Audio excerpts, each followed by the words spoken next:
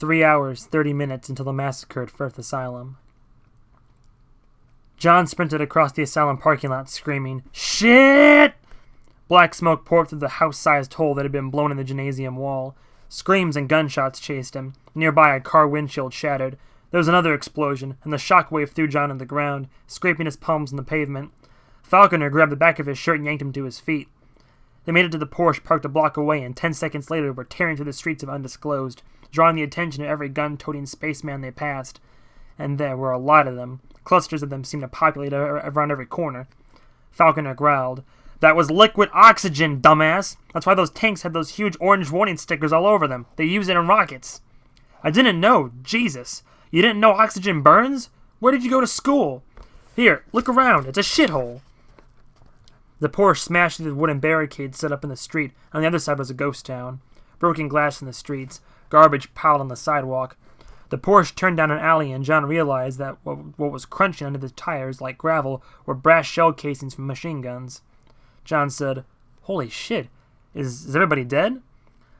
"There's a 24-hour curfew outside the green zone. Inside those barricades we drove through, they've still got military doing foot patrols. But out here, it's lockdown. Nobody on foot. Just armored Humvees making sweeps every now and then.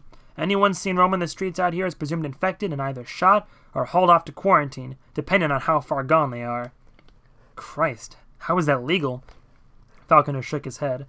"I've never seen anything like this in all my days. Everybody you see inside town, all hazmat suits, all the vehicles, they're all Reaper. Everybody else has withdrawn outside of town. If we turned right here, we'd eventually run into a Reaper cordon at city limits. Get past it, and you're in the dead zone. It's a 5-mile-wide ring around the city where nobody's allowed. All the houses in that ring have been evacuated. All the businesses shut down. Reaper patrols it in armored vehicles. It acts as a vacuum seal between the city and the outside world. At the end of the dead zone, you find the National Guard. I'm talking tanks here, rows of them, guns aimed at the city like they expect Day of the Dead to come pouring at them at any moment." Falconer pulled off into the yard of an abandoned house and parked in a spot behind the garage where the car wouldn't be visible from the street. He continued, "But to see what they've done, what the outside world knows about what's going on in town, it is only what Reaper tells them. There is no one else. All the phones are jammed. No news crews, no internet access. The military, they're on the other side of 5 miles of no man's land.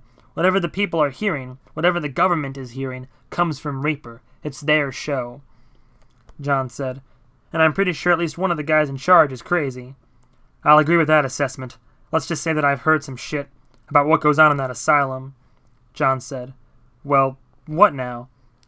"We wait to make sure they're not after us. I'm hoping the shitstorm you left behind there makes us a low priority. They gotta get containment back in place first." John said, "Can we get to Dave's place? Are they guarding it or anything?" "Why would they?" "They would if they knew what was there." Falconer said, "The drug, you mean? The soy sauce." "Let me apologize ahead of time, Detective, because shit is about to get weird."